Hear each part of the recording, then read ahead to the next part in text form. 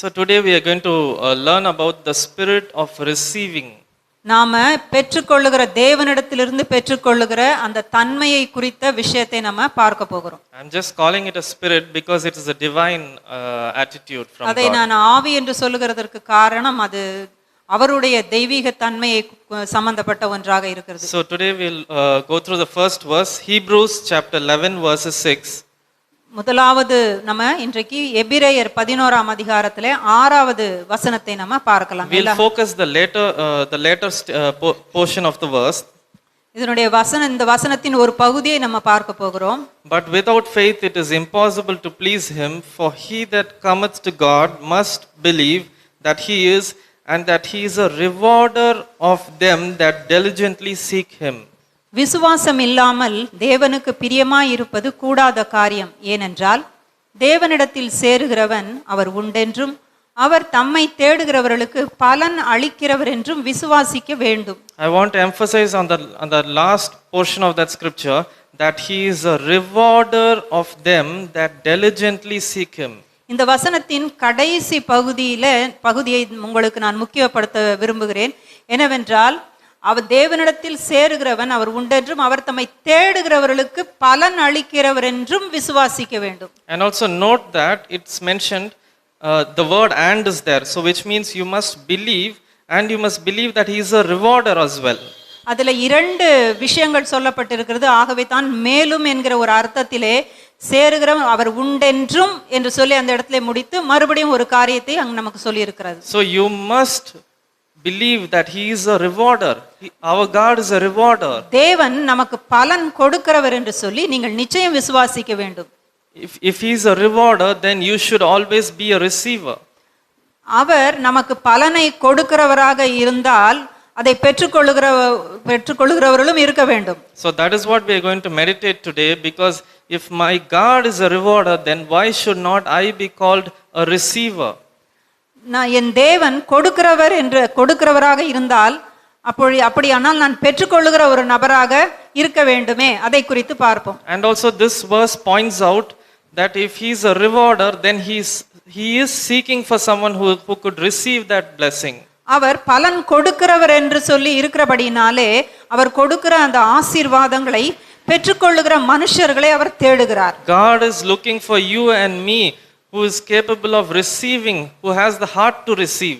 அவர் எப்படி தேடுகிறார்? நீங்களும் நானும் அவர் கொடுக்கிற அந்த பலனை பெற்றுக்கொள்ளக்கூடிய விதத்திலே நம்முடைய இருதயம் காணப்பட வேண்டும் என்று தேடிக்கொண்டிருக்கிறார். But we are always having a spirit of not receiving, a spirit of rebellion against God. ஆனால் நாமோ அவர் கொடுக்கிற அந்த பலன்களை பெற்றுக்கொள்ளாமல் அதை விட்டு எதிர்த்து இருக்கிறவர்களாக காணப்படுகிறோம். We always practice giving in every church, like we preach. We teach about giving offering to God, offering service, offering sacrifice to God, but we never focus on the receiving part.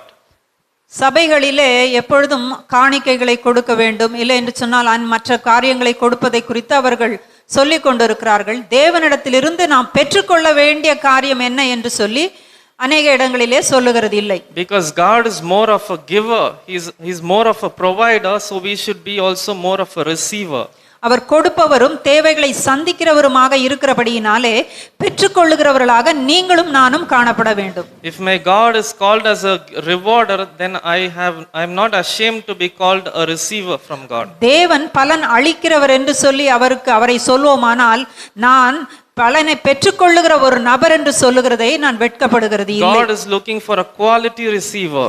தேவன் சாதாரணமான ஒரு பெற்றுக்கொள்ளுகிற ஒரு நபரை அல்ல, ஒரு நல்ல முறையிலே பெற்றுக்கொள்ளுகிற ஒரு நபரை தான் எதிர்பார்க்கிறார். The spirit of receiving reveals honor. The spirit of receiving, the attitude of receiving represents honor unto God. நாம் அதை விசுவாசத்தோடு கூட பெற்றுக்கொள்ளுகிற நேரத்திலே அது தேவனுக்கு கனம் கொடுக்கிறதாக இருக்கிறது. The spirit of receiving reveals respect unto God. அதை நீங்கள் சந்தோஷத்தோடு பெற்றுக்கொள்ளும் பொழுது நீங்கள் தேவனுக்கு மரியாதையை செலுத்துகிறீர்கள். It reveals submission and thankfulness to God. அதை நீங்கள் பெற்றுக்கொள்ளும் பொழுது தேவனுக்கு முன்பாக நீங்கள் பணிந்து அவருக்கு நன்றி சொல்லுகிறவர்களாக இருக்கிறீர்கள். Let's look at Psalms verses 81. சங்கீதங்களின் புத்தகம் 81ஆம் அதிகாரம் Chapter 81 verses 10 10 and 11. 10-11 வசனங்களை பார்க்கலாம். I am the Lord thy God who brought thee out of the land of Egypt. Open thy mouth wide and I will fill it. உன்னை எகிப்து தேசத்திலிருந்து புறப்பட பண்ணின உன் தேவனாகிய கர்த்தர் நானே. உன் வாயை விரிவாய் திற, நான் அதை நிரப்புவேன். Notice the point here that he says, open thy mouth wide and I will fill it. இதிலே உன் வாயை விரிவாய் திற, நான் அதை நிரப்புவேன் என்று சொல்லுகிற அந்த பகுதியை கவனமாக கவனித்து பாருங்கள். He is a God who wants to fill your mouth. அவர் உங்களுடைய வாயை நிரப்புக விரும்புகிறவராக இருக்கிறார். And also notice that he is not telling you to just open your mouth, அவர் உங்களை வாயை திற என்று மட்டும் சொல்லவில்லை, but he is asking you to open it wide enough that he can fill it.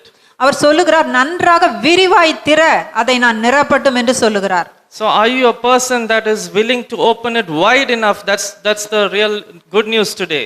இன்றைக்கு உங்களுக்கு கொடுக்கப்படுகிற அருமையான நற்செய்தி என்னவென்றால், நீங்கள் உங்கள் வாயை விரிவாக திறவுங்கள், அதை பெற்றுக்கொள்வீர்கள். Are you a quality receiver that is opening your mouth wide enough for God to fill it? நீங்கள் உங்களுடைய தேவனுடைய சமூகத்தில் இதுவரைக்கும் அதை பெற்றுக்கொள்ளும்படியாக அருமையான ஒரு தகுதி உள்ள ஒரு நபராக நீங்கள் இருக்கிறீர்களா என்று பாருங்கள். Open it wide. Don't go to God with a small mouth. நீங்கள் ஒரு சிறிய அளவிலே வாயை திறந்து தேவனிடத்துக்கு வர வேண்டாம். நன்றாக விரிவாக திறந்து தேவனிடத்துக்கு வாருங்கள். Go with a wide mouth to go and receive the blessing from God. தேவனிடத்திலிருந்து எல்லா ஆசீர்வாதங்களையும் பெற்றுக்கொள்ளும்படியாக வாயை விரிவாக திறவுங்கள். But do you know how we are? ஆனால் நாம் எப்படி இருக்கிறோம் தெரியுமா? Look at the 11th verse here. 11வது வசனத்தை பார்க்கலாம்.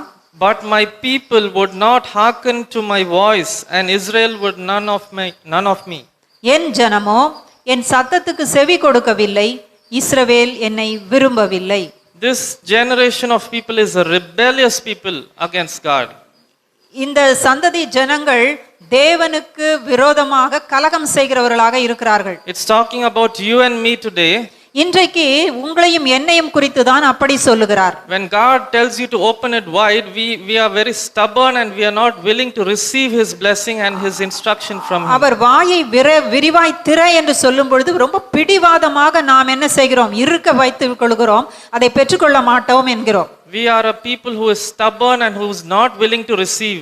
நாம் ரொம்ப பிடிவாதமாக இருக்கிறோம், கடின இருதயம் உள்ளவர்களாக இருக்கிறோம், அவர் கொடுக்கிறதை பெற்றுக்கொள்ள மாட்டோம் என்கிறோம். So always notice when you go to God, go with an open mouth and it should be wide enough.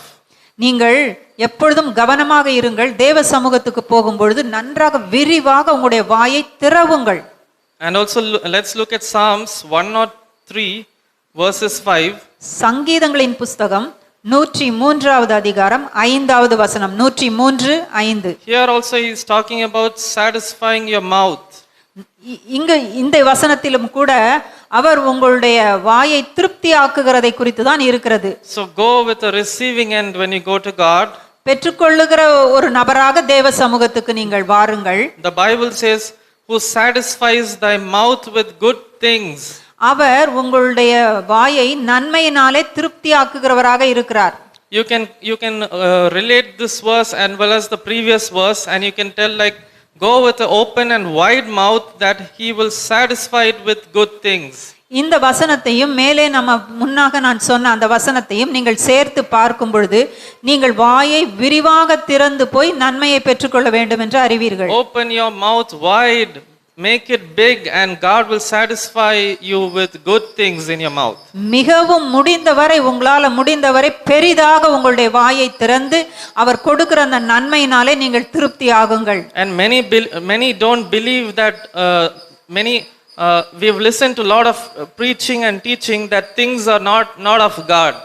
Many people don't believe in receiving things from God. தேவனிடத்திலிருந்து நன்மைகளை பெற்றுக்கொள்கிறதை குறித்து அநேகர் விசுவாசிக்கிறது இல்லை. பொருட்களை பெற்றுக்கொள்கிறதை அவங்க நம்பவில்லை. We always think that it's something bad if you have things. சில ஆசீர்வாதமான உலக பொருட்களை பெற்றுக்கொள்கிறதை குறித்து நீங்கள் வாயை விரிவாக திறந்து பெற்றுக்கொள்ளுங்கள். But today I want you to tell you, the Bible says that he uses good things to satisfy you. அவர் நன்மையினாலே உங்கள் வாயை அவர் திருப்தி ஆக்குகிறார் என்று வேதம் சொல்லுகிறது. So having things is not wrong. இந்த உலக சம்பந்தமான ஆசீர்வாதங்களை பெற்றுக்கொள்கிறது தவறு கிடையாது. So he will satisfy you with good things. He uses the things to satisfy you. இந்த உலக பொருட்களையும் தான் அவர் சொல்லுகிறார் உங்களை அதிலும் திருப்தி ஆக்குகிறவர். He satisfy you with good things. He uses good things to satisfy அருமையான you. காரியங்களை பொருட்களை உங்களுக்கு அவர் கொடுப்பார், அவ்விதமாக உங்களை அவர் திருப்தி ஆக்குகிறார். So go with an open and wide mouth to receive it from God. ஆகவே நம்பிக்கையோடு கூட நான் பெற்றுக்கொள்வேன் என்ற விசுவாசத்தோடு தேவ சமூகத்துக்கு போய் பெற்றுக்கொள்ளுங்கள். Proverbs 18:20 says, நீதிமொழிகள் 18வது அதிகாரம் 20வது வசனம். நீதிமொழிகள் 18:20. a man's belly shall be satisfied with the fruit of his mouth. அவனவன் வாயின் பலனால் அவனவன் வயிறு நிரம்பும். See, again you can use this verse and you can understand from the Bible that your mouth, that the fruit of thy mouth will make you to satisfy your belly. So which means the mouth only actually satisfies your life. ஆக உங்களுடைய வாயின் பலன் தான் உங்களுடைய வயிறை நிரப்புகிறதாக இருக்கிறது. So how big your mouth is? How is your mouth's fruit? உங்களுடைய வாயின் பலன்கள் அதிலிருந்து வருகிற கனிகள் எப்படி இருக்கிறது என்று பாருங்கள். Are you having a very small mouth? நீங்கள் மிகவும் சிறிய வாயை உடையவர்களாக இருக்கிறீர்களா? Then a man's belly will not be satisfied, which means your life will not be satisfied. உங்களுடைய வயிறு நிரம்ப வேண்டும் என்றால் நன்றாக வாயை திறந்து சாப்பிட வேண்டும். அப்படியானால் உங்களுக்கு சின்ன வாய் இருந்தால் உங்களுடைய வயிறு பட்டினியாகத்தான் இருக்கும். Because your belly and your life depends on the size of your mouth, the fruit of your mouth. உங்களுடைய வயிறும் உங்களுடைய ஜீவனும் உங்களுக்கு இருக்கிற அந்த வாயின் அளவோடு கூட சம்பந்தப்பட்டு இருக்கிறது. So this is the actual attitude which every Christian should have, to open your mouth before God and it should be wide and he will fill it. ஆகவே தான் நீங்கள் தேவ சமூகத்துக்கு போகும்பொழுது விரிவாக உங்களுடைய வாயை திறக்க வேண்டும். Go with a receiving heart unto God. நான் பெற்றுக்கொள்வேன் என்கிற அந்த இருதயத்தோடு கூட நீங்கள் செல்ல வேண்டும். Don't be as stubborn as the Israelite people who were rebellious and would not accept anything from God. தேவன் கொடுக்கிறவைகளை நான் ஏற்றுக்கொள்ள மாட்டேன் என்கிற கடின இருதயம் நமக்கு இருக்கக்கூடாது. Let's look at Revelation. So this scripture actually describes the true heart of God. வெளிப்படுத்தின விசேஷத்துல நான் சொல்லுகிற வசனம் இது தேவனுடைய இருதயத்தை அப்படியே வெளிப்படுத்துகிறது. Let's just read it in Tamil first. நாம முதல்ல தமிழ்ல நான் வாசிக்கிறேன். வெளிப்படுத்தின விசேஷம் 4ஆம் அதிகாரம் 11வது வசனம். 4:11. கர்த்தாவே தேவரீர் மகிமையையும் கனத்தையும் வல்லமையையும் பெற்றுக்கொள்ளுகிறதற்கு பாத்திரராய் இருக்கிறீர். நீரே சகலத்தையும் சிருஷ்டித்தீர். உம்முடைய சித்தத்தினாலே அவைகள் உண்டாயிருக்கிறவைகளும் சிருஷ்டிக்கப்பட்டவைகளுமாய் இருக்கிறது என்றார்கள். So here in the English Bible it describes, ஆங்கில வேதாகம் சொல்லுகிறது, Thou art worthy, O Lord, to receive glory and honor and power, for thou hast created all things for thy pleasure, that they are and were created. Whatever things he created, they are for his pleasure. ஆங்கிலத்திலே இவ்விதமாக இருக்கிறது. அவர் தாம் உண்டாக்கின யாவையும் அவருக்காக அவருடைய சித்தத்தின்படி அந்த காரியங்களை அவர் உருவாக்கி இருக்கிறார். And for thy pleasure they are and were created. அவருக்காகவே அவைகள் சிருஷ்டிக்கப்பட்டிருக்கிறது. Notice that whatever the Bible says, this scripture says that whatever things that he created, it is actually for his pleasure. சிருஷ்டிக்கப்பட்ட யாவும் அவருக்காகவே உண்டாக்கப்பட்டிருக்கிறது. God gets pleasure by blessing Adam. ஆதாமை ஆசீர்வதித்தது அவருக்கு விருப்பமாக இருந்தது. It always creates pleasure unto God when he blesses his creation. அவருடைய சிருஷ்டிப்புகளை எல்லாம் ஆசீர்வதிக்கும் போது அது அவருக்கு விருப்பமாக இருக்கிறது. So that is the actual heart of God. So he gets pleasure by blessing and by giving unto you. அதுதான் தேவனுடைய இருதயம். அபிதமாக ஆசீர்வதிக்கிறதும் உங்களுக்கு கொடுப்பதும் அவருடைய இருதயமாய் இருக்கிறது. So if you are a person who is rebellious and not willing to receive, you are not actually pleasing God. நீங்கள் முரட்டாட்டம் பண்ணி அதை பெற்றுக்கொள்ள மாட்டோம் என்று சொல்வீர்களானால் நீங்கள் தேவனை பிரியப்படுத்துகிறவர்கள் அல்ல. Let's look at Micah chapter 3 verses 8 to 10. So Malachi. மல்கியா 3ஆம் அதிகாரம் 8-9 வசனங்கள். Actually this scripture actually tells about giving unto God, giving and offering your tithes, but actually that is not the actual issue here. இந்த வசனங்கள் நீங்கள் தசம பாகங்களையும் உங்களுடைய காணிக்கைகளையும் தேவனுக்கு செலுத்துகிறதை குறித்து சொல்லுகிறது. ஆனாலும் அதனுடைய உள்நோக்கமான விஷயம் அப்படி அல்ல. So let's just read it. Will a man, and the Bible says, will a man rob God? Ye have robbed me. வேதம் சொல்லுகிறது மனிதன் வந்து நீ என்னிடத்தில் இருக்கதை நீ எடுத்திருக்கிறாய் என்று சொல்லுகிறார். But ye say, wherein have we robbed thee? In tithes and offerings? நீ எதிலெந்தெல்லாம் என்னிடத்திலிருந்து திருடி இருக்கிறாய் என்று சொன்னால் உன்னுடைய காணிக்கைகள், உன்னுடைய தசம பாகங்கள், இவைகளை எல்லாம் நீ திருடி இருக்கிறாய் என்று சொல்லுகிறார். Ye are cursed with a curse, for ye have robbed me, even the whole nation. Bring ye all the tithes into the storehouse, that there may be a meat in my house, and prove me now, herewith says the Lord of hosts. அவர் சொல்லுகிறார், நீங்கள் தசம பாகங்களை எல்லாம் என்னுடைய இடத்துல நீங்கள் கொண்டு வாருங்கள், நான் வானத்தின் பலகணிகளை திறந்து, அடுத்த வசனம், இடம் கொள்ளாமற் பெருகு மட்டும் உங்கள் மேல் ஆசீர்வாதத்தை வருஷிக்க மாட்டேனோ என்று நீங்கள் அதனாலே என்னை சோதித்து பாருங்கள் என்று சொல்லுகிறார். Notice the word prove me. சோதித்து பாருங்கள். Notice that verse. அந்த வசனத்தை பாருங்கள். If I will not open the windows of heaven and pour you out a blessing that there shall be no room enough to receive.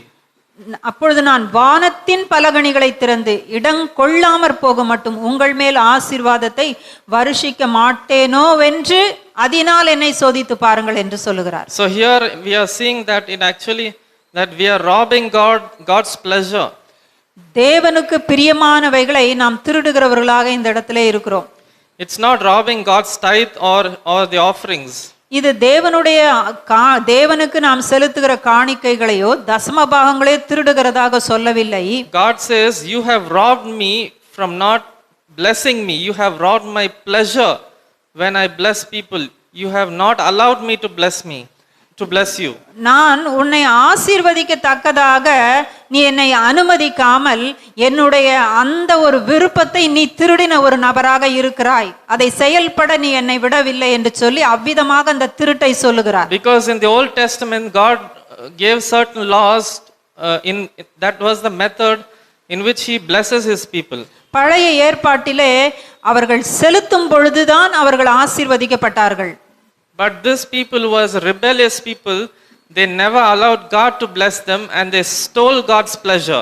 ஆகவே தான் அவர்கள் என்ன செய்தார்கள்? முரட்டாட்டம் பண்ணி அதை செலுத்தாமல் தேவனுக்கு பிரியமான அந்த ஆசீர்வதிக்கிற அந்த ஒரு காரியத்தை அவரை செய்ய விடாமல் தடுத்து போட்டார்கள். You and I have robbed God's pleasure. அவருடைய விருப்பம் அது, அவருக்கு பிரியமான ஒரு காரியம் அது. இவ்விதமாக அவருடைய அந்த பிரியத்தை நாம் தடுக்கிறவர்களாக இருக்கிறோம். We don't give him the pleasure of blessing us. அவர் நம்மை ஆசீர்வதிக்க விரும்புகிற அந்த காரியத்தை நாம தடை பண்ணுகிறோம். That's what the Bible says, that you have robbed me. ஆகவே நீ என்னை அபிதமாக நீங்கள் என்ன செய்துங்க களவாடி இருக்கிறீர்கள் என்று வேதம் சொல்லுகிறது. You never allowed me to be God, to be shown as God to you. நான் உனக்கு தேவன் என்று என்னை வெளிப்படுத்த கூடாதபடிக்கு நீ விதமாக செய்கிறாய் என்கிறார். Give me that chance to bless you. Give me that chance. எனக்கு அந்த தருணத்தை நீ கொடு என்று சொல்லுகிறார். But Satan's attitude is only to steal and to kill and to destroy. சாத்தானினுடைய தன்மைதான் திருடுகிறதும் அழிக்கிறதும், அது அவனுடைய தன்மை. So we have robbed means we are stealing God's pleasure, which means it's a rebellious attitude which comes from devil, because he only steals. இந்த இடத்திலே இந்த காணிக்கைகள் தசம பாகங்களை திருடி இருக்கிறீர்கள், இல்லை என்றால் கொடுக்கவில்லை என்று சொல்லுகிறது. சாத்தானினுடைய அந்த தன்மையை தான் சொல்லக்கூடிய ஒன்றாக இருக்கிறது. அது அவனுடைய தன்மை தான் அது. So it is actually a spirit of evil that we have, the stealing spirit. இது ஒரு அந்தகார சக்தியினுடைய காரியம். So let's look at Psalms chapter 35 verses 27. சங்கீதம் 35:27. 35:27. So the last portion of it says, அதனுடைய- let the Lord be magnified, which has pleasure in the prosperity of his servants. அதோட கடைசி பகுதி சொல்லுகிறது, தமது ஊழியக்காரனுடைய சுகத்தை விரும்புகிற கர்த்தருக்கு மகிமை உண்டாவதாக என்று எப்பொழுதும் சொல்ல கடவர்கள். So in the English Bible it says, which has pleasure. The Lord be magnified, which has pleasure in the prosperity of his servants. He gets the pleasure. இந்த விரும்புகிற, அப்படியானால் ஊழியக்காரனுடைய சுகத்தை விரும்புகிற கர்த்தர் மனிதனுடைய எல்லா ஆசீர்வாதங்களையும் அவர் விரும்புகிறவராக இருக்கிறார்.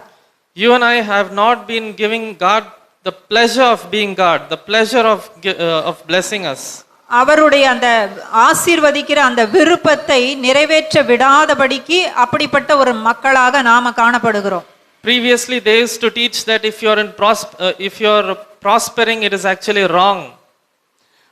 முன்பு சொன்னார்கள், நீங்கள் இவ்விதமான உலக ஆசீர்வாதங்களை எல்லாம் பெற்றுக்கொள்வீர்களானால் அது தவறு என்று சொல்லி போதித்திருக்கிறார்கள். But the Bible says that he gets pleasure if you prosper. ஆனால் வேதம் சொல்லுகிறது, இவ்விதமாக ஆசீர்வாதங்களை கொடுப்பது அவருக்கு விருப்பம் என்று ஒரு வார்த்தை சொல்லப்பட்டிருக்கிறது. So are you giving God pleasure today? ஆகவே அவ்விதமாக அவருடைய விருப்பத்தை நீங்கள் நிறைவேற்ற அனுமதிக்கிறீர்களா? Or are you a rebellious people who is not giving God the pleasure?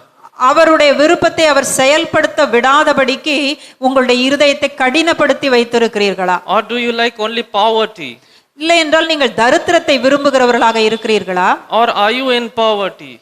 இல்லை என்றால் தரித்திரத்திலேயே வாழ்ந்து கொண்டு இருக்கிறீர்களா? If you are like that, then this says that he gets pleasure in prosperity of his servants. Then means only if you are only if you are prospering, it gives God the pleasure. ஆனால் இந்த வசனம் சொல்லுகிறது, அவர் தமது ஊழியக்காரனுடைய சுகத்தை விரும்புகிறார். அப்படியானால் அந்த ஊழியக்காரனுடைய ஆசீர்வாதத்தை அவர் விரும்புகிறவராக இருக்கிறார். நீங்கள் எல்லாரும் அப்படிப்பட்ட ஊழியர்களாக இருக்கிறீர்கள்.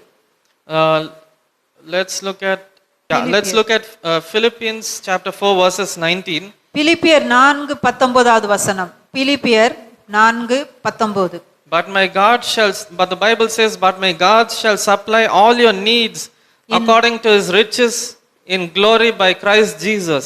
என் தேவன் தம்முடைய ஐஸ்வரியத்தின்படி உங்கள் குறைவையெல்லாம் கிறிஸ்து இயேசுவுக்குள் மகிமையிலே நிறைவாக்குவார். Our mindset is always wrong. நாம் நம்முடைய மனதிலே நிறைய தவறான காரியங்களை வைத்திருக்கிறோம். He even uses things to satisfy us. இந்த உலகத்து காரியங்களை கொடுத்தும் அவர் நம்மை திருப்தி ஆக்குகிறார். And he always wants to bless us. So we should always have that attitude of receiving from God. அவருக்கு நம்மை ஆசீர்வதிக்க விருப்பம் இருக்கிறபடினாலே அதை பெற்றுக்கொள்ளுகிற ஒரு தன்மை உங்களுக்கும் எனக்கும் இருக்க வேண்டும். I'll tell you why. I'll give you some instances where people were so rebellious and what was the consequences of not having the spirit of receiving. நான் உங்களுக்கு ஒரு சில விஷயங்களை எடுத்து காண்பிக்கிறேன். எங்கே தேவன் விரும்பியும் அவர்கள் முரட்டாட்டம் பண்ணி பெற்றுக்கொள்ளவில்லை என்கிற சில சங்கதிகளை உங்களுக்கு நான் சொல்லுகிறேன். When I am talking about receiving, the spirit of receiving, I am not talking about only the blessings. I am talking about every angle, the attitude of receiving.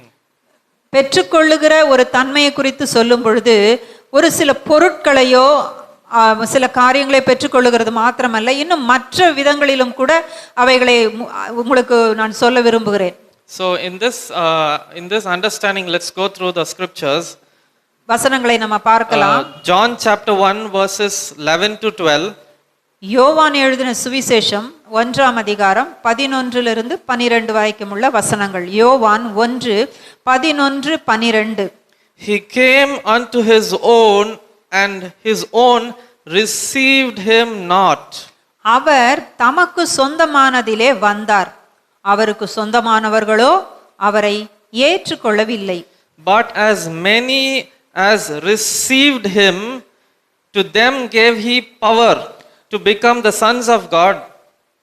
அவருடைய நாமத்தின் மேல் விசுவாசம் உள்ளவர்களாய் அவரை ஏற்றுக்கொண்டவர்கள் எத்தனை பேர்களோ அத்தனை பேர்களும் தேவனுடைய பிள்ளைகளாகும்படி அவர்களுக்கு அதிகாரம் கொடுத்தார். See, this is what I am talking about today, the spirit of receiving anything from God.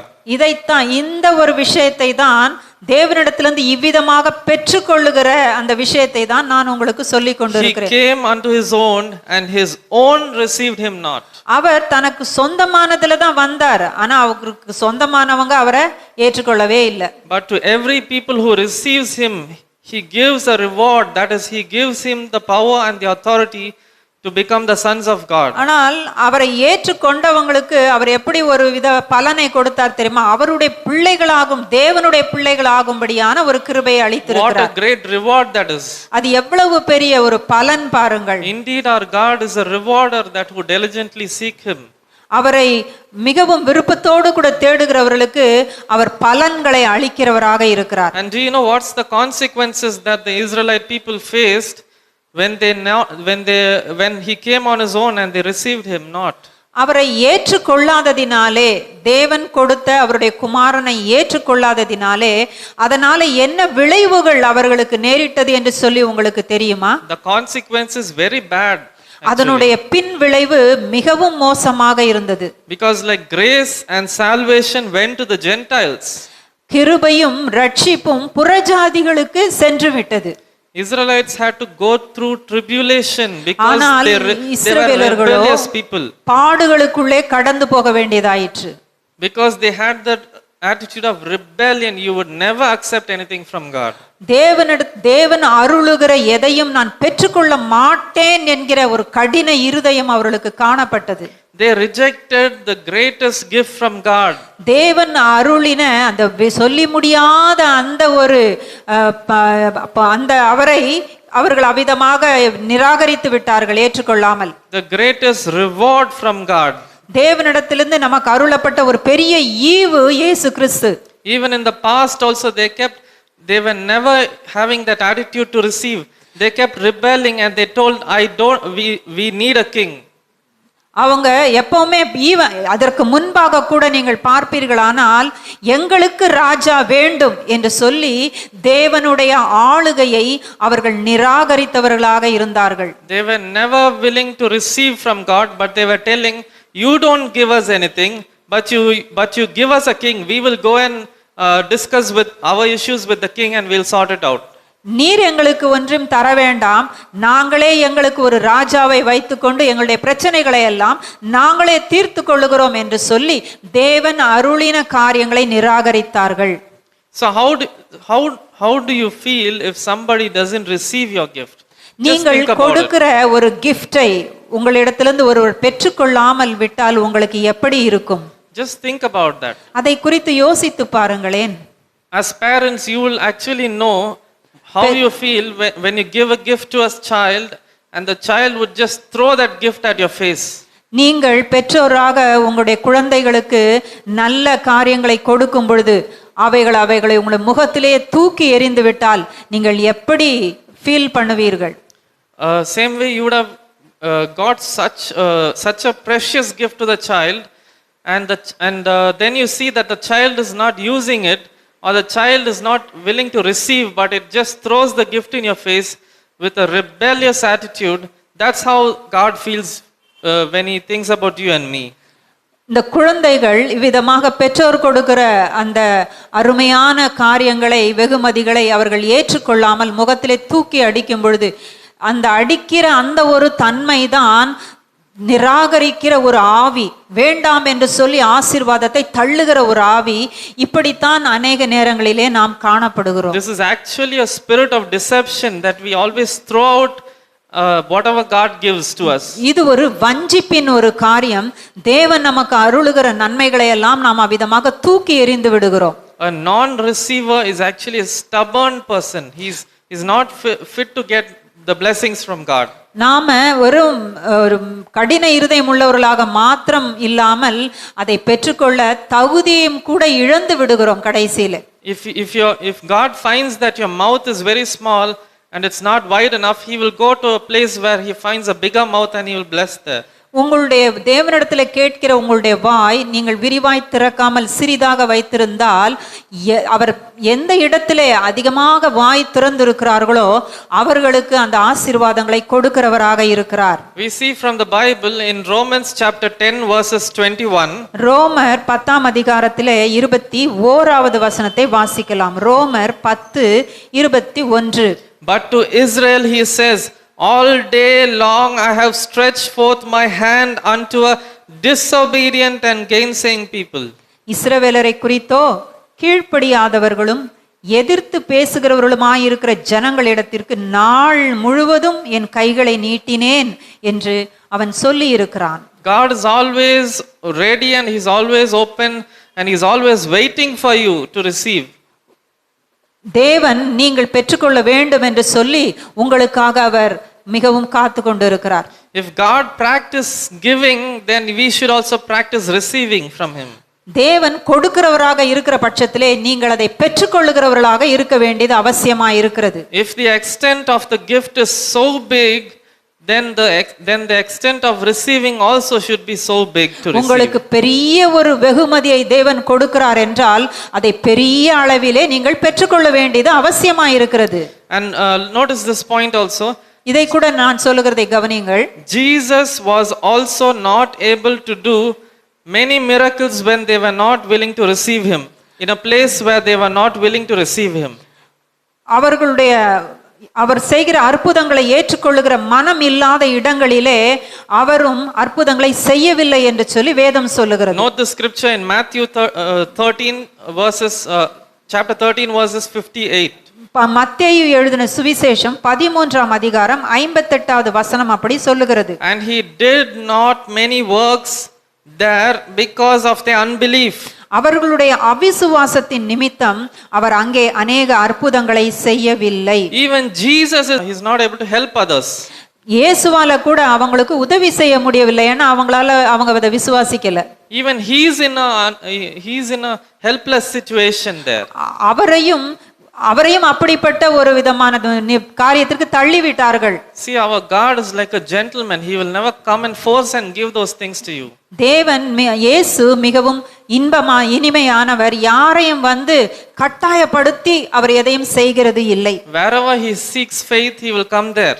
எங்கெல்லாம் விசுவாசம் காணப்படுகிறதோ அங்கெல்லாம் இயேசு வந்து அற்புதம் செய்வார். Wherever people are ready to receive him, there only his miracles will work. எங்கெல்லாம் அவர்கள் அற்புதங்களை பெற்ற விசுவாசித்தார்களோ அங்குதான் அவர் அற்புதங்களை செய்தார். Think about in all different angles. Receiving a healing, in that way also you have to think. நீங்கள் இந்த பெற்றுக்கொள்வது என்பதை பல விதங்களிலே சிந்தித்து பார்க்க வேண்டும். சுகத்தை கூட பெற்றுக்கொள்ளுகிறது அப்படித்தான். People are not able to receive the healing of God because they are not having the spirit of receiving and believing. அவர்களாலே அந்த சுகத்தை பெற்றுக்கொள்ள முடியவில்லை. ஏனென்று சொன்னால் அவர்களுக்கு அதை ஏற்றுக்கொள்ள மனம் இல்லை. Even Jesus took the best, he selected the best disciples and he took them to the Mount of Transfiguration. இயேசு கூட தன்னுடைய சீஷர்களிலே மிகவும் முக்கியமான நேர்த்தியான சீஷர்களை கூட்டிக் கொண்டு தான் அந்த மறுரூப மலைக்கு போனார். Notice this wisdom here. இந்த இடத்துல ஞானத்தை கவனித்து பாருங்கள். He didn't choose all his disciples when he went there. அவர் தன்னுடைய எல்லா சீஷர்களையும் கூட்டிக் கொண்டு அங்கு போகவில்லை. There was great revelation there happening there. அந்த இடத்திலே சில வெளிப்பாடுகள் எல்லாம் கிடைக்க வேண்டி இருந்தது. But he took only a few selected people. Why is that? அந்த இடத்திற்கோ ஒரு சிலரை மாத்திரம் கூட்டிச் சென்றார். ஏன் அப்படி? Tell me why. நீங்கள் சொல்லுங்கள் பாருங்களேன். Let's read Matthew chapter 17 verses 1 to 2. மத்தேயு 17ஆம் அதிகாரம் 1ஆம் வசனம். After 6 days Jesus taketh Peter, James and John his brother and bringeth them into a high mountain apart. Look at the word apart. He separated them. He took only few of them. 6 நாளைக்கு பின்பு இயேசு பேதுருவையும் யாக்கோபையும் அவனுடைய சகோதரனாகிய யோவானையும் கூட்டிக் கொண்டு தனித்திருக்கும்படி உயர்ந்த மலையின் மேல் போய் தனித்திருக்கும்படி என்று அதுல போட்டு இருக்கிறது. இவர்களோடு கூட மாத்திரம்தான். அதை யோசித்து பாருங்கள். Think about that. And was transfigured before them. அவர்களுக்கு முன்பாக அவர் மறுரூபமானார் என்று சொல்லி இருக்கிறது. Notice the wisdom point here. இதுல தேவனுடைய ஞானத்தை பாருங்கள். The best in you comes only when you are at the midst of quality receivers. அவரில் காணப்பட்ட மிகுந்த மகிமையான ஒரு காரியம் அவருடைய சீஷர்களிலே குறிப்பிட்டு அவர்கள் தகுதியானவர்கள் என்று காணப்பட்ட அந்த சீஷர்களுக்கு மாத்திரம்தான் வெளிப்படுத்தப்பட்டது. I'll repeat that once again. The best in you, or here you can see the best in Jesus came only when he was in the presence of quality receivers. நல்ல விதத்திலே தேவனுடைய காரியங்களை பெற்றுக்கொள்ளுகிற அந்த குறிப்பிட்ட சீஷர்களுக்கு முன்பாகத்தான் இயேசுவின் அந்த மகிமையான விஷயம் வெளிப்பட்டது. It never came among all people. எல்லாருக்கும் முன்பாக அது வெளிப்படவில்லை. This vision, this transfiguration never happened in the midst of other believers, other common people. இந்த மறுரூபமாகுதல் மற்றவர் இருக்கும் பொழுது மற்றவர்களுக்கு முன்பாக நடக்கவே இல்லை. Not even with all the 12 disciples. அந்த 12 சீஷர்களுக்கு முன்பாக கூட நடக்கவில்லை. But God chose few people which he felt like they are quality receivers, and his best came out of that. ஆனால் அவர் ஒரு குறிப்பிட்ட சிலரை மாத்திரம் தேர்ந்தெடுத்து அவர்கள்தான் தேவனுடைய காரியத்தை அருமையாக பெற்றுக்கொள்ளுகிறவர்கள் என்று சொல்லி அவர்களுக்கு முன்பாக வெளிப்படுத்தி காண்பித்தார். Even in your life, உங்களுடைய வாழ்க்கையிலும் just கூட think about this. Even in your life, the best qualities come out when you have a quality receiver. நீங்கள் தேவனுடைய காரியங்களை நல்ல விதத்திலே பெற்றுக்கொள்ளுகிறவர்களாக தகுதியாக காணப்பட்டால் மாத்திரம்தான் அருமையான காரியங்கள் உங்களுக்கு வரும். When you stretch forth your hand and when you pray for the sick, the power of God comes only when there is a quality receiver to receive that.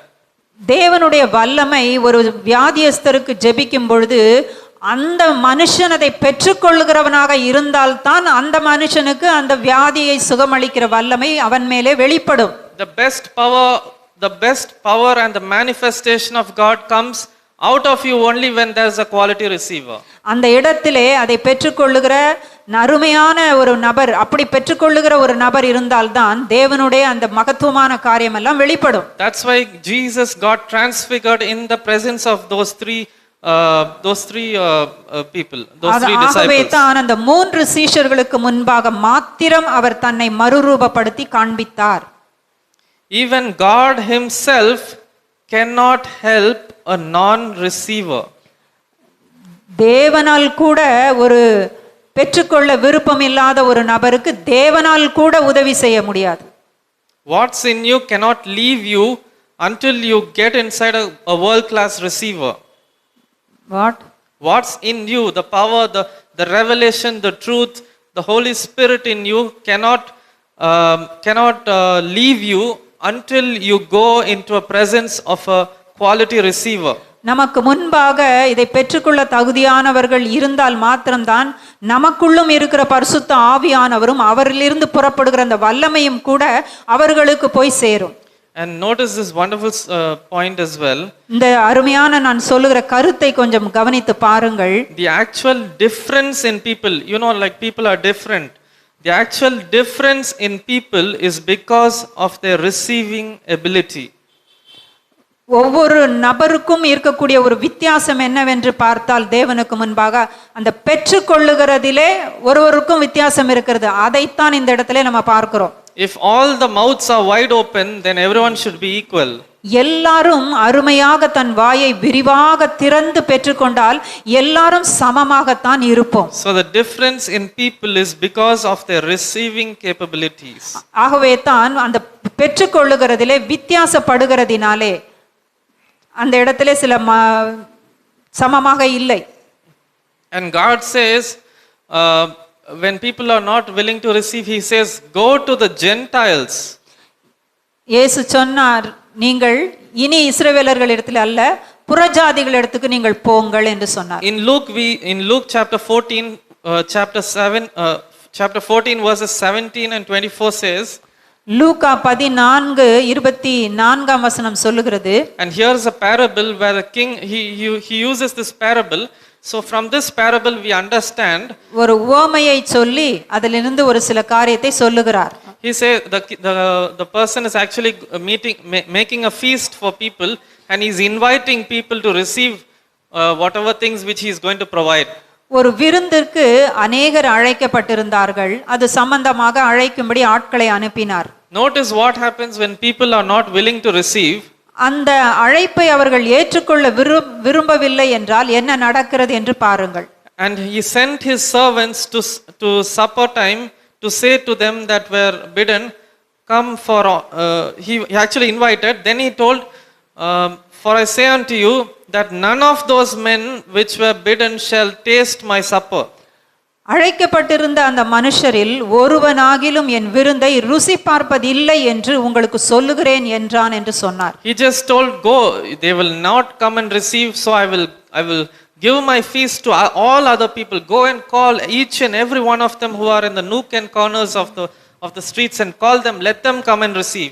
என்னுடைய அழைப்பை ஏற்றுக்கொள்ளவில்லை என்று சொன்னால் நீ எல்லா இடங்களிலும் நீ போய் எங்கெங்கெல்லாம் ஆட்கள் இருக்கிறார்களோ தெருக்களிலும் வீதிகளிலும் இருக்கிற எல்லாரையும் நீ அழைத்து கொண்டு இந்த மகா பெரிய விருந்துக்கு நீ வா என்று சொல்லி அந்த வேலைக்காரருக்கெல்லாம் கட்டளையிடுகிறார். That is a very bad situation for you and me. Don't be in that situation where God is trying to give you something and you are not willing to receive. He will then reject you and he will go and call all others and he will give you his feast to unto others. உங்களுக்கு விருந்து கொடுக்கும்படி தேவன் அழைக்கும் பொழுது அதை நிராகரித்து விட்டு நீங்கள் அமைதியாக இருந்தால் அதை போல ஒரு மோசமான நிலை இல்லை. அப்பொழுது உடனே என்ன நடக்கும் என்று சொன்னால் மற்றவர்கள் அழைக்கப்படுவார்கள், நீங்கள் அந்த விருந்தை இழந்து போவீர்கள். Now we will see of people who had the spirit or the attitude of receiving. இவ்விதமாக நம்ம இந்த இடத்துல நம்ம பார்த்தது ஒரு பெற்றுக்கொள்ளுகிற மனுஷனுடைய நிலை எப்படி இருக்க வேண்டும் என்று சொல்லி நம்ம பார்க்கிறோம். So now we will see a person, some examples of people who will be receiving. So long we were seeing what are the consequences of not receiving.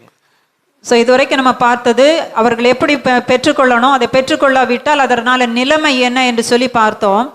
Mary was a receiver. மரியாள் பெற்றுக்கொள்ளுகிறவளாக காணப்பட்டாள். Let's go to Luke chapter 1. லூக்கா 1ஆம் அதிகாரம் 42வது வசனம். Luke chapter 1 37 and 38. Sorry, லூக்கா 1ஆம் அதிகாரம் 37 and 38. 37 38. For with God nothing shall be impossible. And Mary said, notice what Mary said, behold the handmaid of the Lord, be it unto me according to thy word. And the angel departed from her. தேவனால் கூடாத காரியம் ஒன்றுமில்லை என்று சொல்லும் பொழுது அவள் சொன்னாள், அப்படியே எனக்கு ஆக கடவுது என்று சொல்லும் பொழுது அந்த தேவ தூதன் மேரியை மரியாளை விட்டு அவர் புறப்பட்டு போய்விட்டார். See, actually during those times it never had, at least we had an experience that at least a virgin got conceived. But during those times it was actually like a completely impossible situation, not even thinkable. அந்த நாட்களிலே ஒரு கன்னிகை கர்ப்பவதி ஆகிற ஒரு காரியம் வந்து அந்த காலகட்டங்களிலே நினைத்து கூட பார்க்கவே முடியாது. But look what happened to Mary. The angel of the Lord came and told this news to her. தேவதூதர் வந்து இந்த செய்தியை அந்த கன்னிகையாகிய அவளுக்கு சொன்னார். But she told, அவள் சொல்லுகிறாள், be it unto me according to thy word. நீங்கள் சொன்னபடியே எனக்கு ஆக கடவது என்று சொல்லி அவள் அதை ஏற்றுக்கொண்டாள். Just imagine if God or an angel comes and tells you something which is really impossible, which just cannot be even thought of. Will you and me have the attitude of receiving that? உங்களுக்கு முன்பாக ஒரு தேவ தூதன் வந்து உங்களால நினைத்து கூட பார்க்க முடியாத, இல்லை என்று சொல்ல நடக்கவே முடியாத ஒரு காரியத்தை வந்து சொன்னால் உங்களால அதை ஏற்றுக்கொள்ள முடியுமா? Just imagine if Mary would have been rebellious at the situation. இந்த சூழ்நிலையிலே அந்த நாளிலே மரியாள் ஒருவேளை முரட்டாட்டம் பண்ணி இருக்கலாம். Just imagine that Christ would not have even come. அப்படியானால் இயேசுவே வந்திருக்க மாட்டார். She had that spirit of receiving. அதை ஏற்றுக்கொள்ளுகிற ஒரு இருதயம் அவளுக்கு இருந்தது. Notice the words that she used. அவள் உபயோகப்படுத்தி இருக்கிற அந்த வார்த்தைகளை கவனியுங்கள். Be it unto me according to thy word. நீங்கள் சொன்னபடியே எனக்கு ஆக கடவது என்று சொல்லிவிட்டார். She had a spirit of receiving. அவ்விதமாக அதை ஏற்றுக்கொள்ளுகிற ஒரு ஆவி உடையவளாக அவள் காணப்பட்டாள். Receiving the unseen. காணக்கூடாத ஒன்றை காணாத ஒன்றை விசுவாசித்து ஏற்றுக்கொண்டாள். Receiving the impossible. முடியாத ஒன்றை அவள் ஏற்றுக்கொண்டாள். Receiving the greatest gift that God had for mankind. மனித குலத்துக்காக தேவன் அனுப்புகிற அந்த பெரிய ஒரு ஈவை, அந்த கிஃப்டை அவள் ஏற்றுக்கொண்டாள். She was a chosen vessel to receive from God. அதை பெற்றுக்கொள்ள தேவனால் தெரிந்து கொள்ளப்பட்ட ஒரு பாத்திரம் என்பதையும் அவள் ஏற்றுக்கொண்டாள். If Mary would have been in a doubtful situation, we would have not seen Christ. மேரி இந்த மரியாள் இதை விசுவாசிக்கவில்லை என்றால் நாம் இயேசுவை ஒருவேளை பெற்றிருக்க முடியாது. You and me always have a spirit of unworthiness. நாம் எப்பொழுதுமே தகுதியற்றவர்களாகவே இருந்திருப்போம். You and I have a spirit of rebellion against God. நமக்கு தேவனுக்கு முன்பாக அநேக நேரங்களில் முரட்டாட்டம் உள்ள ஒரு ஆவி காணப்படுகிறது. We always think that we are not God's child to receive his blessings. நாம் நம்மை தாழ்த்தி நான் அவருடைய அந்த ஆசீர்வாதத்தை பெற்றுக்கொள்ள தகுதி இல்லை என்று சொல்லி நாமே நினைத்துக் கொள்ளுகிறோம். You and me always have the spirit of rebellion and disobedience before God. தேவனுக்கு முன்பாக கீழ்ப்படியாமையும் அடங்காமையும் உள்ள ஒரு ஆவியை உடையவர்களாக இருக்கிறோம். But I am telling to each and every one of you today, உங்கள் ஒவ்வொருவருக்கும் நான் சொல்லுகிறேன், but receive and be a womb that brings forth Christ unto the world. நீங்கள் இயேசுவை பெற்றுக்கொள்ளுகிற ஒரு கர்ப்பமாக, இந்த உலகத்துக்கு அவரை அருளுகிற ஒரு கர்ப்பமாக காணப்படுங்கள் என்று சொல்லி உங்களுக்கு நான் சொல்லுகிறேன். Are you a barren womb before God? நீங்கள் தேவனுக்கு முன்பாக மலட்டு தன்மை உள்ளவர்களாக இருக்கிறீர்களா? Are you a useless womb? உங்களுடைய கர்ப்பம் ஒன்றுக்கும் உதவாத ஒன்றாக இருக்கிறதா? Are you a fruitless womb? அது ஒரு கனி கொடுக்க முடியாத ஒரு கர்ப்பமாக இருக்கிறதா? But be a womb like Mary. ஆனால் இயேசுவை ஏற்றுக்கொண்ட அந்த மரியாளினுடைய அந்த கர்ப்பத்தை போல நீங்கள் காணப்பட வேண்டும். Be a womb that receives the power of God to conceive.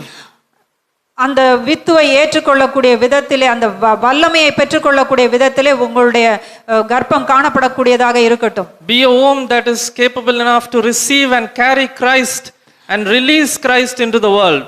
உங்களுடைய அந்த கர்ப்பம் இயேசுவை பெற்றுக்கொண்டு உலகத்துக்கு அதை அருளுகிற ஒன்றாக காணப்படட்டும். If you and I don't have the spirit of receiving, you will not exhibit Christ to the world. அவ்விதமாக தேவனிடத்திலிருந்து பெற்றுக்கொள்ளுகிற ஒரு ஆவியை, தன்மையை உடையவர்களாக நாம் இல்லாவிட்டால் இயேசுவை உலகத்துக்கு காண்பிக்கவே முடியாது. Only if you are a receiver, you will be able to give unto the world. நீங்கள் பெற்றுக்கொள்ளுகிறவர்களாக இருந்தால்தான் மற்றவர்களுக்கு கொடுப்பவர்களாக இருக்க முடியும். Even Elizabeth testified of Mary of her attitude. Elizabeth கூட மரியாளை குறித்து, மரியாளுடைய how chosen she was, எப்படி தெரிந்து கொள்ளப்பட்டவள் என்று சொல்லி எலிசபெத் கூட சொல்லுகிறாள். Blessed art thou among women and blessed is the fruit of thy womb. ஸ்திரீகளுக்குள்ளே நீ ஆசீர்வதிக்கப்பட்டவள், உன் கர்ப்பத்தின் கனியும் ஆசீர்வதிக்கப்பட்டது என்று She was such a chosen vessel to bring forth Christ into the world because she had the spirit of receiving. இயேசுவை உலகத்துக்கு கொண்டு வருகிற ஒரு பாத்திரமாக அவள் இருக்கிறாள் என்பதை ஏற்றுக்கொண்டபடியினாலே இயேசுவை உலகத்துக்கு கொண்டு வந்தாள். It truly hurts God when you are not willing to receive. நீங்கள் பெற்றுக்கொள்ள விருப்பமாக இல்லாவிட்டால் அது தேவனுக்கு அது வருத்தத்தை அளிக்கிறதாக இருக்கிறது. Psalms 127:3 says, சங்கீதம் 127:3 சொல்லுகிறது, the fruit of the womb is his reward. Notice the word reward coming here when it talks about the womb. The fruit of the womb is his reward. Notice the word reward and the womb coming here. கர்ப்பத்தின் கனி அவரால் வரும் பலன். So you should always be a womb willing to receive the reward. தேவனுடைய பலனை பெற்றுக்கொள்ளுகிற ஒரு கர்ப்பத்தை உடையவர்களாக நீங்கள் காணப்பட வேண்டும். Many don't receive salvation. ரட்சிப்பை அநேகர் பெற்றுக்கொள்ளுகிறது இல்லை. Even salvation has to be received with the spirit of receiving. பெற்றுக்கொள்ளுகிற ஒரு ஆவி இருந்தால்தான், அப்படிப்பட்ட ஒரு தன்மை இருந்தால்தான் ரட்சிப்பை கூட பெற்றுக்கொள்ள முடியும். Many of us don't have the gift of the Holy Spirit. அநேகருக்கு பரிசுத்த ஆவியானவருடைய வரங்கள் கூட இல்லை. So let's look at Matthew chapter 10 verses 40. மத்தேயு 10:41. மத்தேயு 10:41. He that receives a prophet in the name of a prophet shall receive a prophet's reward. தீர்க்கதரிசி எனும் நாமத்தின் நிமித்தம் தீர்க்கதரிசியை ஏற்றுக்கொள்ளுகிறவன் தீர்க்கதரிசிக்கு ஏற்ற பலனை அடைவான். See, always notice when you are willing to receive immediately you get a reward. நீங்கள் ஏற்றுக்கொள்ளும் போது உடனடியாக உங்களுக்கு பலனையும் பெற்றுக்கொள்கிறீர்கள். And he that receives a righteous man in the name of righteous man shall receive a righteous man's reward. நீதிமான் என்னும் நாமத்தின் நிமித்தம் நீதிமானை ஏற்றுக்கொள்ளுகிறவன் நீதிமானுக்கு ஏற்ற பலனை அடைவான். How can you give when you are not at all receiving, when you don't at all have anything? நீங்கள் மற்றவர்களுக்கு கொடுக்க வேண்டும் என்று சொன்னால் நீங்கள் பெற்றுக்கொள்கிறவர்களாக இருந்தால்தான் மாத்திரம் செய்ய முடியும். Ask God and receive. Ask God, tell God that I want to give more, oh Lord, give me. நான் அதிகமாக கொடுக்க விரும்புகிறேன், எனக்கு தாரும் என்று சொல்லி நீங்கள் அவரிடத்திலே கேளுங்கள். Nobody can give until you receive. நீங்கள் பெற்றுக்கொள்ள தயாராக இல்லை என்றால் தேவனும் எப்படி கொடுக்க முடியும்? Because every good and perfect gift comes from above, from the Father. எல்லா நேர்த்தியான அனைத்து நன்மைகளும் ஜோதிகளின் பிதாவினிடத்திலிருந்து நமக்கு வருகிறது. When there is a tendency to receive, there is a reward waiting. சந்தோஷமாக ஏற்றுக்கொள்ளுகிற ஒரு தன்மை இருக்கும் பொழுதுதான் கொடுக்கிற ஒரு காரியம் அங்கு நடக்கும். Where there is a good ground, there only the seed falls and it multiplies. எங்கே நல்ல ஒரு நிலம் இருக்கிறதோ அந்த நிலத்திலே தான் விதை விதைக்கப்பட்டு அது முளைத்து நல்ல கனிகளையும் கொடுக்கிறது. We understand these from the parables. Where there is a good ground, there only the seed flourishes and it multiplies.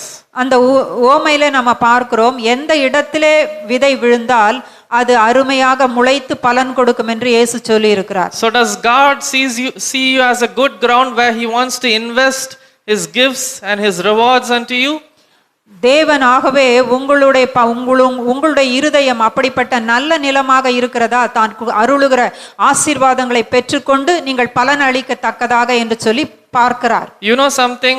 உங்களுக்கு தெரியுமா? God's river flows only in the dry desert. வனாந்திரத்திலே நீரூற்றுகளை அவர் உண்டு பண்ணுகிறவராக இருக்கிறார். Because the Bible says he makes rivers to flow in the desert. வேதத்திலே அப்படிதான் சொல்லி இருக்கிறது. God's reward and his system flows only in a place where it is worthy enough to receive. You know, the desert is always worthy enough to receive a river. That is what it is waiting for. It is thirsty for the river. And God's river flows only in the desert. உங்களுக்கு நன்றாக தெரியும், அதை எது ஏற்றுக்கொள்ள முடியுமோ அந்த இடத்துல தான் அவர் கொடுக்கிறவராக இருக்கிறார். ஆகவே தான் அந்த வனாந்திரத்திலே ஒரு ஆறு ஓடும் என்று சொன்னால் அதை ஏற்றுக்கொள்ளும்.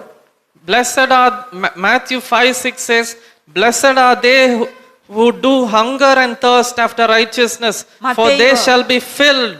மத்தேயு 5:6 சொல்லுகிறது, நீதியின் மேல் பசிதாகம் உள்ளவர்கள் பாக்கியவான்கள், அவர்கள் திருப்தி அடைவார்கள். God's filling happens only in the place of receiving, only in the place of dryness, only in the place of thirst and hunger. தேவனுடைய அந்த ஆசீர்வாதங்கள் எந்த இடத்துல இல்லாமல் இருக்கிறதோ அதை பெற்றுக்கொள்ள தகுதியான அந்த இடங்களுக்கு தான் அது கடந்து வருகிறது. The Bible says, submit yourselves unto God, resist the devil and not God. அவர் சொல்லுகிறார், பிசாசுக்கு எதிர்த்து நீங்கள் தேவனுக்கு கீழ்ப்படிந்து பிசாசுக்கு எதிர்த்திருங்கள் என்று சொல்லுகிறார். Submit yourselves to receive from God and resist the devil. Don't resist God's giving.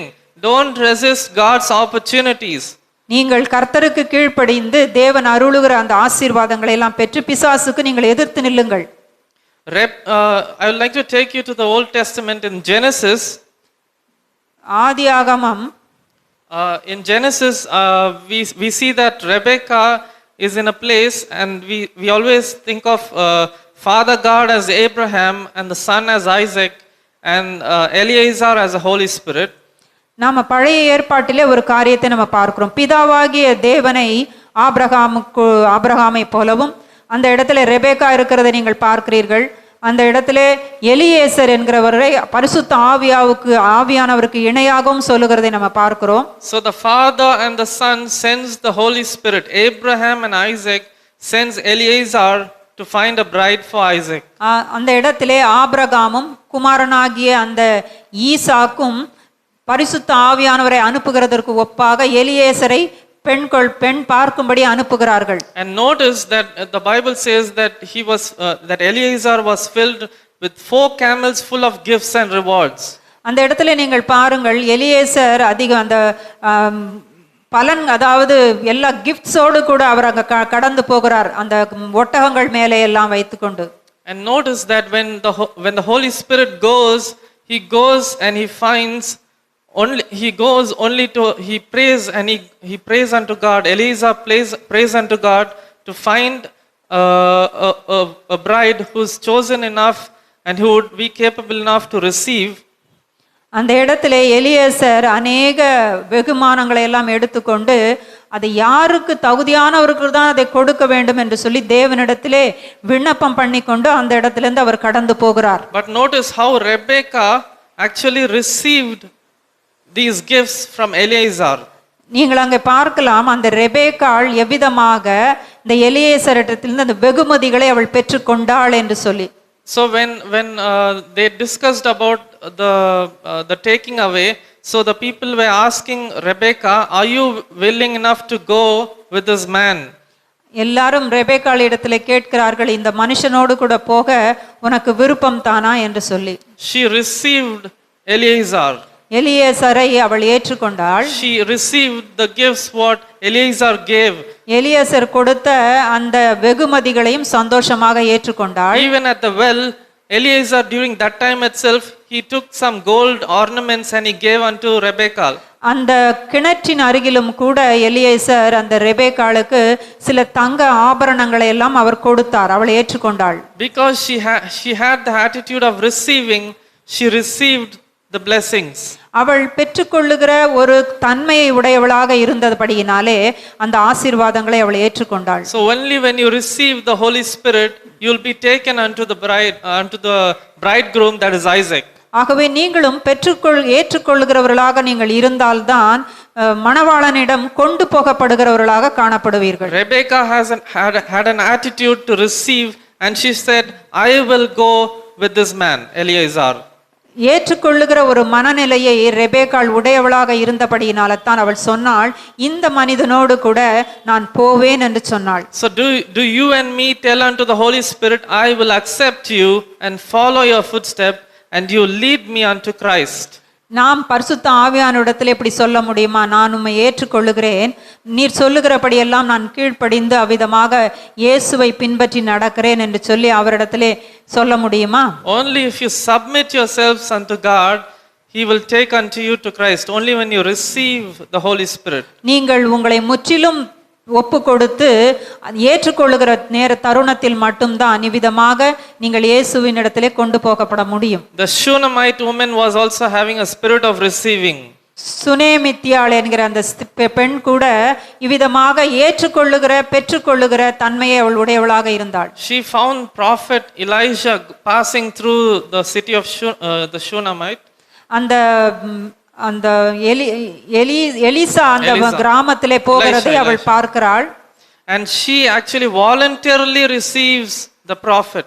அந்த தீர்க்கதரிசியை தானாக முன் வந்து தன்னுடைய வீட்டிலே அழைத்துக் கொள்ளுகிறாள். She even makes arrangements that the prophet should be received in her house. அவருக்காக மேலறையை ஆயத்தம் பண்ணி கொடுத்தாள். She requests her husband that let the prophet will make some arrangement for the prophet to be here. தன்னுடைய கணவனிடத்திலும் கூட இந்த தீர்க்கதரிசி நம்முடைய வீட்டிலே இருக்கட்டும் என்று சொல்லுகிறாள். She was barren. ஆனால் அவளோ மலடியாய் இருந்தாள். She was barren before she received the prophet. அந்த தீர்க்கதரிசி தன் வீட்டிற்கு அழைப்பதற்கு முன்பாக அவள் மலடிதான். The Bible says whoever receives a prophet shall receive the prophet's reward. வேதம் சொல்லுகிறது தீர்க்கதரிசி என்னும் நாமத்தின் நிமித்தம் தீர்க்கதரிசியை ஏற்றுக்கொள்ளுகிறவன் தீர்க்கதரிசிக்கு ஏற்ற பலனை பெற்றுக்கொள்ளுகிறான். She had the spirit of receiving the prophet, and she received the prophet's reward, and she was conceived and she gave birth to a male child. தீர்க்கதரிசியை அவள் அந்த விதமாக ஏற்றுக்கொண்டபடியினாலே அவளுக்கும் ஒரு குழந்தை அந்த இடத்திலே ஒரு ஆண் பிள்ளை பிறந்தான். And later on also she received double reward when her child was resurrected by the prophet. அது மாத்திரமல்ல, அந்த அதே தீர்க்கதரிசியினாலே மரித்து போன அந்த மகனையும் மறுபடியும் உயிரோடு கூட பெற்றுக்கொண்டு அவ்விதமாக இரட்டிப்பான பலனை பெற்றுக்கொண்டாள். The Bible says in Hebrew chapter 11 verses 31 that Rahab, by faith the harlot Rahab perished not with them that believed, when she had received the spies with peace. எபிரேயர் 11:31 சொல்லுகிறது, விசுவாசத்தினாலே ராகாப் என்னும் வேசி வேவுக்காரரை சமாதானத்தோடே ஏற்றுக்கொண்டு கீழ்ப்படியாதவர்களோடே கூட சேதமாகாதிருந்தாள். So this is because she also had a spirit of receiving the God's chosen people. தேவனால் தெரிந்து கொள்ளப்பட்ட அனுப்பப்பட்ட அவர்களை அவளும் ஏற்றுக்கொள்ளுகிற ஒரு தன்மையை உடையவளாக காணப்பட்டாள். It's very difficult to identify God's people, but she had that attitude of receiving and to identify the right people that are from God. ஒவ்வொரு நபரையும் நான் இன்னார் என்று சொல்லி கண்டு கொள்ளுகிறது கடினம். ஆனால் அவளோ அவ்விதமாக தேவனுடைய பிள்ளைகள் என்று சொல்லி கண்டு கொண்டு அவர்களை ஏற்றுக்கொண்டாள். She was saved because she received the spice. அந்த வேவுக்காரரை அவள் ஏற்றுக்கொண்டதின் நிமித்தம் அவள் காப்பாற்றப்பட்டாள். So this is what the message here today, that you should have the spirit of receiving from God and not a spirit of disobedience and unworthiness. இன்றைய செய்தி இதுதான். நீங்கள் தேவனிடத்திலிருந்து பெற்றுக்கொள்ளுகிற ஆவியை உடையவர்களாக இருக்க வேண்டும். கீழ்ப்படியாமையும் அதை பெற்றுக்கொள்ளாத தன்மை உடையவர்களாக இருக்கக்கூடாது. Receiving the instructions from above. தேவனிடத்திலிருந்து எல்லா கட்டளைகளையும் நீங்கள் பெற்றுக்கொள்ள வேண்டும். Ready to receive the healing from above. தேவனிடத்திலிருந்து சுகத்தை பெற்றுக்கொள்ள தயாராக இருக்க வேண்டும். Ready to receive his blessings from above. தேவனிடத்திலிருந்து ஆசீர்வாதங்களை பெற்றுக்கொள்ள தயாராக இருக்க வேண்டும். Ready to conceive Christ in the womb. இயேசுவை நம்முடைய கர்ப்பத்திலே அவிதமாக கர்ப்பம் தரிக்க தயாராக இருக்க வேண்டும். Ready to receive and bring forth Christ to the world. அவ்விதமாக இயேசுவை இந்த உலகத்துக்கு கொடுக்கவும் தயாராக இருக்க வேண்டும். Ready to receive every perfect and good gift that comes from above the Father. பிதாவினிடத்திலிருந்து வருகிற அத்தனை நன்மைகளையும் பெற்றுக்கொள்ள நாம தயாராக இருக்க வேண்டும். Receiving so you can be a blessing unto others. நீங்கள் பெற்றுக்கொள்ளுகிறவர்களாக இருக்கும் பொழுது மற்றவர்களுக்கு ஆசீர்வாதமானவர்களாகவும் இருக்கிறீர்கள். But you should not be as the children of Israelite who missed the greatest gift, the greatest reward sent to mankind. இந்த உலகத்துக்கே கிடைக்கும் தேவனால் அருளப்பட்ட அந்த பெரிய ஈவை இஸ்ரவேலர்கள் இழந்தது போல நீங்கள் ஆசீர்வாதங்களை இழந்துவிடக் கூடாது. He came on his own and his own people rejected him. அவர் சொந்தமானவர்களிடத்திலே வந்தார், சொந்தமானவர்களோ அவரை ஏற்றுக்கொள்ளவில்லை. God's river flows only in the desert. தேவனுடைய அந்த நதி வனாந்தரத்திலே பாய்கிறதாக இருக்கிறது. His seed falls only in good ground. அவருடைய விதைகள் நல்ல ஒரு நிலத்திலே விழுகிறதாக இருக்கிறது. His child conceives only in the right womb, in a thirsty womb. அவருடைய காரியம் குழந்தை பலன் ஒரு நல்ல ஒரு கர்ப்பத்திலே உருவாகிறதாக இருக்கிறது. So please meditate on these things and be always in the attitude of receiving and giving the glory unto God when you're living. இப்படிப்பட்ட காரியங்களை தியானம் பண்ணி தேவனிடத்திலே பெற்றுக்கொள்ள நீங்கள் ஆயத்தப்படுங்கள். So I pray and I thank God for this opportunity. I hope the Holy Spirit will speak through these messages. So please go through these messages on YouTube. Renew your mind, because your mind has always been going through like you're always unworthy to receive. But God says, open your mouth wide and I will fill it. He will satisfy your mouth with good things. நீங்கள் அநேக நேரத்திலே தகுதி இல்லை என்று சொல்லி நினைத்து வாயை விரிவாக திறக்காமல் இருக்கிறீர்கள். ஆனால் நீங்கள் உங்கள் வாயை விரிவாக திறந்து அந்த ஆசீர்வாதங்களை எல்லாம் நீங்கள் பெற்றுக்கொள்ளுங்கள். God himself cannot help a non-receiver. பெற்றுக்கொள்ள தயாராக இல்லாத ஒரு நபருக்கு தேவன் கூட உதவி செய்ய முடியாது. Open your mouth, not small but wide.